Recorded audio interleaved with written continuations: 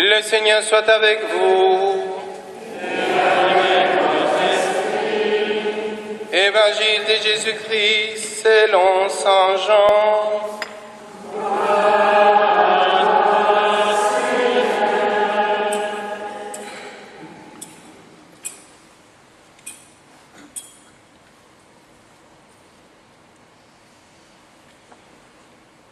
En ce temps-là, Jésus arriva à une ville de Samarie, appelée Sychar, près du terrain que Jacob avait donné à son fils Joseph. Là se trouvait le puits de Jacob. Jésus, fatigué par la route, s'était donc assis près de la source. C'était la 10e heure, environ midi. Arrive une femme de Samarie qui venait puiser de l'eau. Jésus lui dit: « Donne-moi à boire. » En effet, ses disciples étaient partis à la ville pour acheter des provisions. La Samaritaine lui dit: « Comment? Toi, un juif, tu me demandes à boire, à moi, une Samaritaine?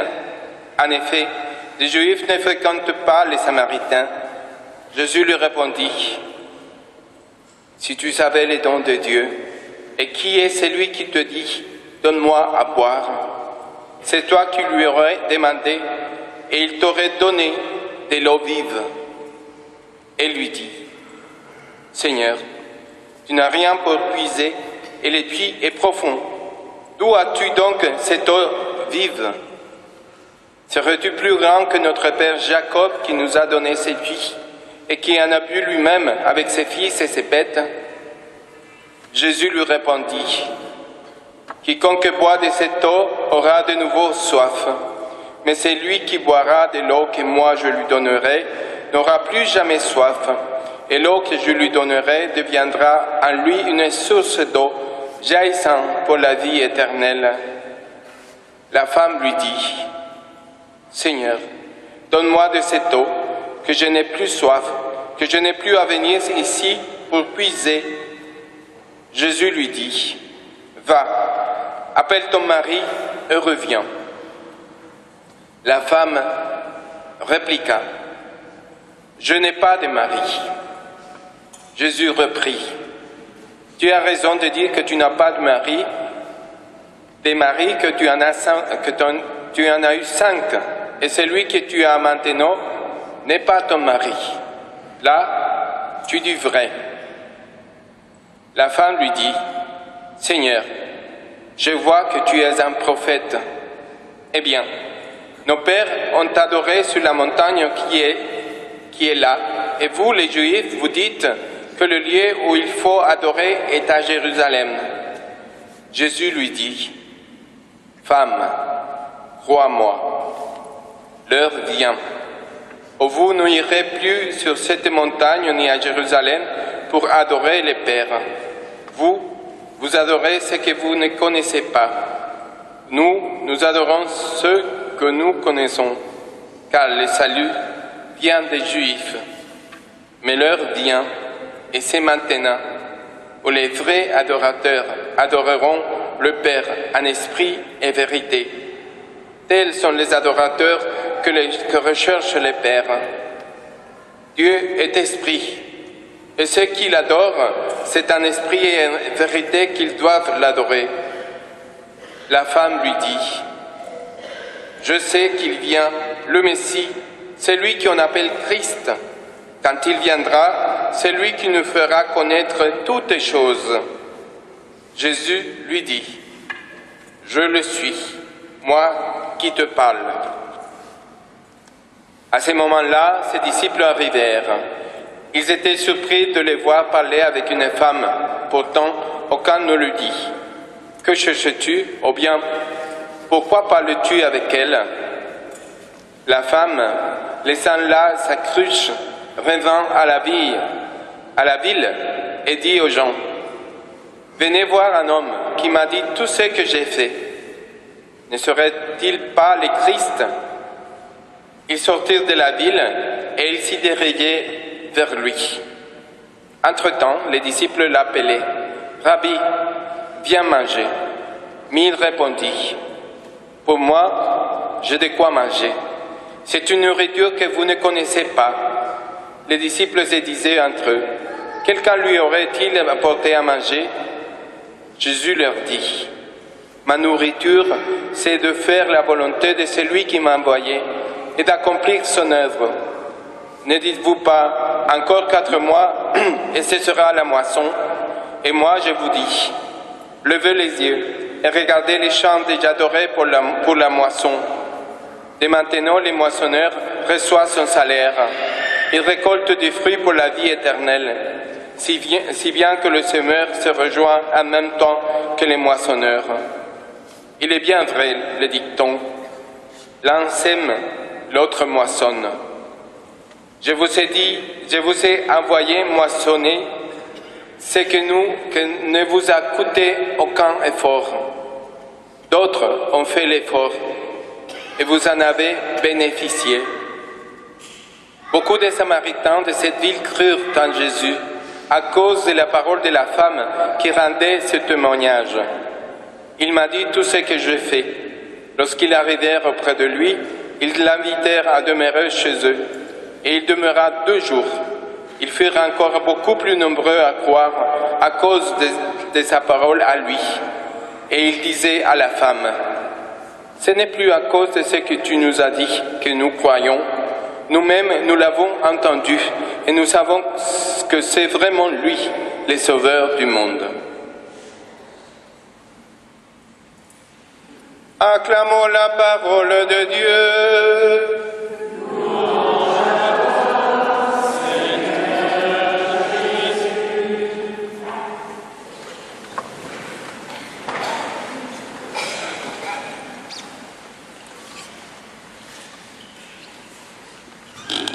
Dans les lectures d'aujourd'hui, nous avons 2 personnages.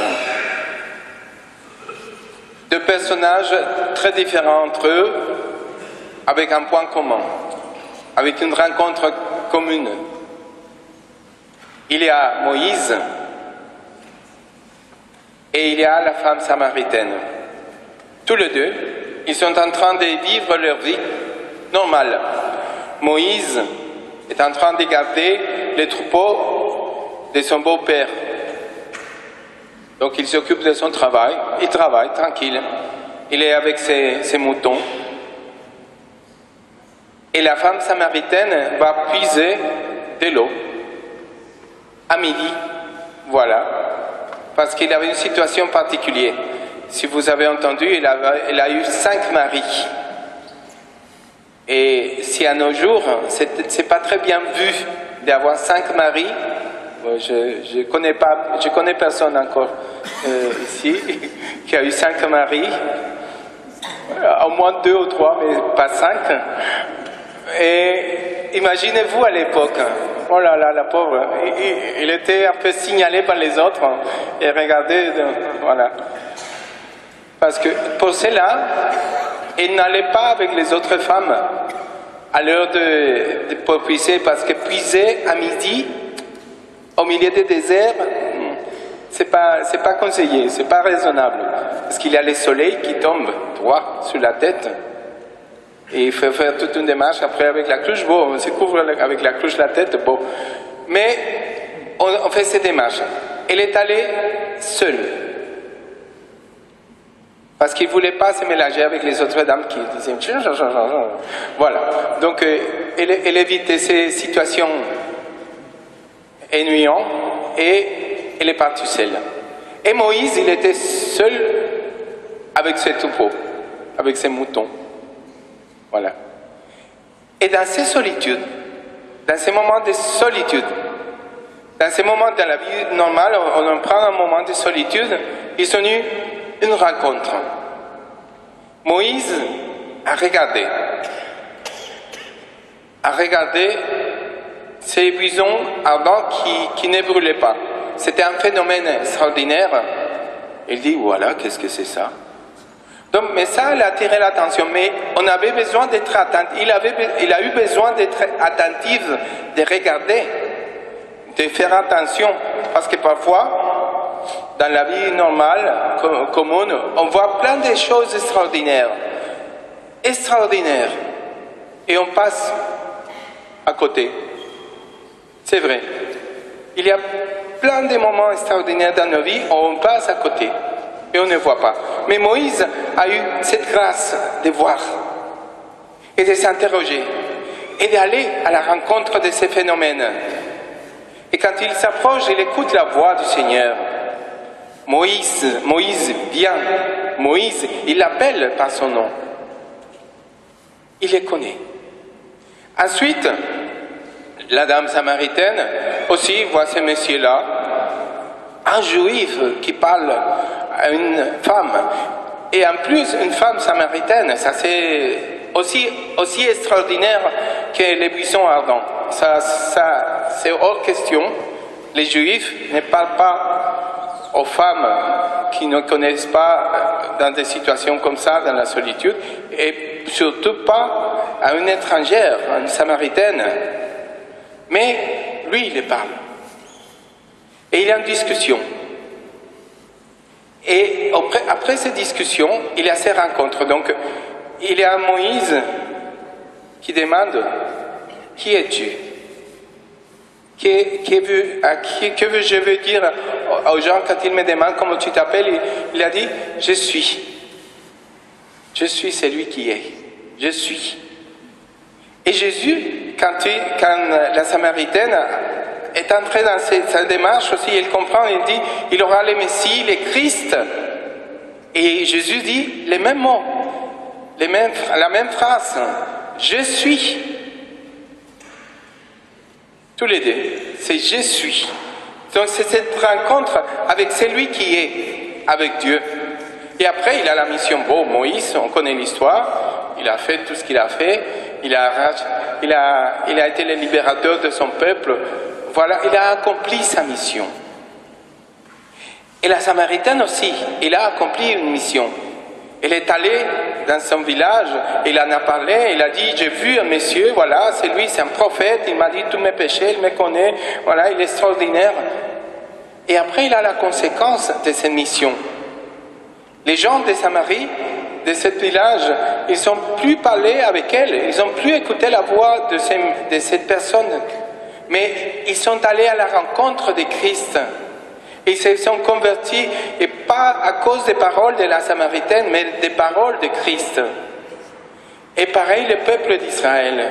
On a entendu dans la deuxième lecture, pas tout le monde, parce qu'ils sont tous partis, protégés par les nuages, ils ont mangé du pain du ciel, ils ont bu de l'eau, des rochers, ils étaient dans cette dynamique de ces rencontres personnelles avec le Christ, et beaucoup sont fait un taureau dehors, et ils ont adoré d'autres, ils se sont dispersés.